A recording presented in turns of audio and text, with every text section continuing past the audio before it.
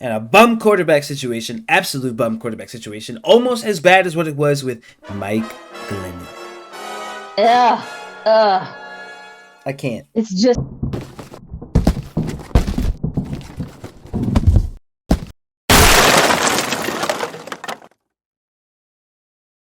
Hello, everybody, and welcome back to another Mother and Son postseason show for the New York Giants on family bonding. We haven't been here for a little bit. We wanted to kind of marinate on all the information that's been coming out with the coach changes and the potential release of Saquon Barkley. We'll get ugh. into all of that, but before we do, there are a couple of things that you have to do for us. Mom, what is that? So what we need you to do is always remember to subscribe. Please hit the subscribe button. Hit the little bell so you can know what's happening and you can get the little notifications. And we need you to actually like the video. Like the video. Do that. And I'm going to ask one more thing. Just one more thing. Leave a comment. Share your thoughts about what's going on postseason. All right, let's get into it.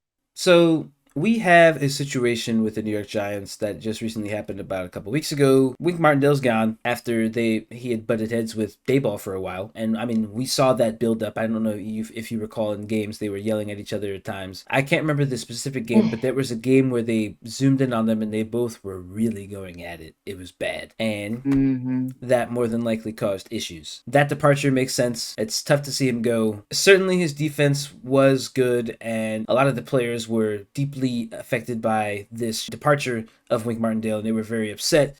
People like Adoree Jackson specifically said that, that was a really good role model for them, and they're all really saddened to see him leave. So that could really mess up the locker room camaraderie, if you will. And, moving forward, it just, now that we have Shane Bowman in there, the former defensive coordinator for the Titans, and by the way, their defense is not that great. I'm not looking forward to this. I I don't mean, know. it's the Titans. It It's the is. Titans. I mean, come on. Yeah. I mean, it's like we're taking staff, players, whatever from the Titans. You're not looking for the best of the NFL when you're doing that. No, I mean, when you think about it, our cap salary isn't the best either, and we're in this really bad situation right now where we're kind of in just Again, perma rebuild mode, and mm-hmm. we are the Detroit Lions of new. So, with that in mind, let's break down the real issue here, which is Saquon Barkley potentially Mm-hmm. being out of here. Guys, I hate to say it, it's more than likely that he's not returning. I sincerely doubt that there is going to be any sort of 1 year agreement again after the debacle of a postseason it was trying to get that contract done. And now we're about to not have him. And what's left? Not much. Well, I mean, when they offered him the deal last summer 2023, it included some incentives that would have gotten to close to 16 million with incentives. Probably healthy was one of them.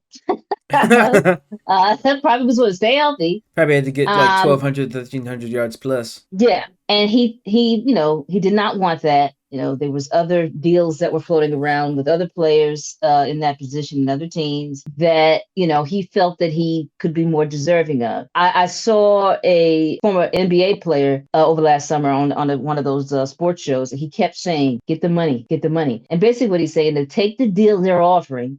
You can always figure something out else later. Get the money, get your money, and he ended up working for less than what he could have. Granted, it's more than the average person works for, but still, he left money on the table by not taking that deal and not being the picture perfect player that he once was. I mean, because he's been injured at least 3 times that I can recall that took him out. I believe he didn't get 1,000 yards this No, season. I don't think 962 he did. yards on 10 touchdowns, and he had 1,242 yards from scrimmage. So There you that's go. that's some receiving yards in there too. So I mean, he did his thing once Mm-hmm. again with a bum team and a bum quarterback situation, absolute bum quarterback situation, almost as bad as what it was with Mike Glennon. Ugh, ugh.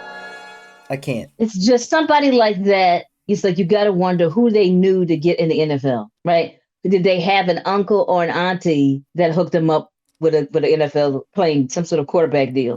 You got to wonder somebody like him. Let's talk about where Saquon could potentially be going, because you just sparked my memory about why we're even doing this podcast in the first place. Saquon, there are 5 potential spots that this man could be going, and one of them really makes me disgusted. So I'm just going to start with it and get it out of the way.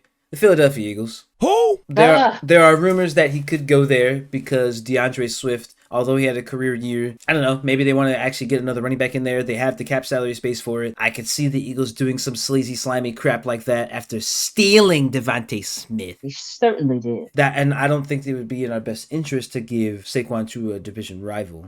I just don't. But you look at the Cincinnati Bengals, that's another one. They don't really have a consistent running back. That leaves Joe Burrow out there to basically, you know what's going to happen. Joe Burrow is just going to try to throw the ball on you all day. But you add someone like Saquon Barkley in there, that would be appealing or attractive to the fan base and the team itself and the coaching staff to have a player like that. The next team that comes to mind, the Baltimore Ravens. And again, another team that has everything but a reliable running back that you can count on, like someone that could be an X factor like Saquon. Now, the one that's the most realistic to me is the Houston Texans, and I'm gonna say why. Saquon on the Texans? I'm gonna tell you why. According to USA Today and a couple other articles, but the most recent one I saw, he followed several players, including CJ Stroud from the Texans on Instagram, and I believe he followed the Houston Texans. Why would an athlete who's currently on another professional team do that? It's possible that it could happen, and that is a team that is missing a good running back as well. If they had a good running back, they would be a championship contender. They wouldn't necessarily get to the Super Bowl, but they would be a problem, especially since they made it to the Super Bowl, or excuse me, they made it to the playoffs and won in the wild card round and made it to the next week. So they surprised a lot of people, myself included. You add Saquon to that team with a cap salary space of $55 million, I believe. That's a lot of money to give him. You can give him $35 million of that over 4 years. He would accept that. I don't know, 2-3 years, $35 million, maybe. I don't know. It's a possibility. And the last team, the Chargers. No, I don't. Oh, you didn't say what I thought. Well, the Chargers. The reason why it could work is Austin Eckler is an unrestricted free agent right now, and he was paid $66 million a year, I believe. So the market value for him, although he's one of the running backs that was saying running backs are getting underpaid, this is bullcrap. He was one of them. So him going to the Giants doesn't make sense to me. The Giants already didn't want to pay Saquon. The way I see it, the Giants are screwed either way because Saquon's not coming back. He's not coming back. There was a 120% increase on his salary from last year. So no, it's just not going to work. It's not going to work. We just gave him scraps. We gave him leftovers from other teams, undesirables, if you will. People that they were just trying to make it or just keep their jobs so they didn't have to go work in a freaking patchwork supermarket team. Yes. Just patches on a freaking quilt of different players for different players. Different players for different teams.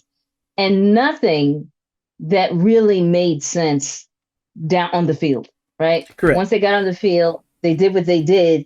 It still didn't change the crappy offensive line and the fact that Daniel Jones and the backups in the 2023 season were sacked 50-something times. It was way more than that. I'm probably being nice. It was 80. Times. It was almost 80. That's absurd. It was bad. I mean, they should be embarrassed. They almost broke the Philadelphia Eagles record for the most sacks in the season, which is like 100. That's right. I remember that stat. Yeah. So the absurdity of what they've been doing the last few seasons. Dayball came out with a bang his first season and made headway, and we just went 12 steps back in the 2023 season. It was 85 sacks. Wow. 85 sacks across second most in NFL history. But if the front office can just develop the offensive line, I've been saying this for the last 4 to 5 years now, maybe there would be a different outcome. Guys, we'll keep you guys apprised of any other updates. We'll try to bunch them together in groups instead of just doing one update at a time, because that's a lot for hardworking people such as ourselves. It's a lot of time to put into it. So we're gonna head out on this one for now. We will see you guys in our next video whenever we get some new information on anything, whatever that may be, which obviously I'm hoping will be Saquon stays, but it's probably not happening. So we'll be in touch with you guys and keep you guys apprised and updated of all the new information that comes out when we get it. And hopefully we will get more likes and subscribes and the family grows. Make sure you're doing that now. Please like and subscribe. Drop some comments. Let us know what you think about the podcast. Tell us what you think about Saquon and the situation, and where do you think the Giants went wrong with this in the first place? Do you still feel that Daniel Jones was never supposed to get that money? Let us know in the comments. So, until then, guys, take care, and we hope to see you on the next postseason video.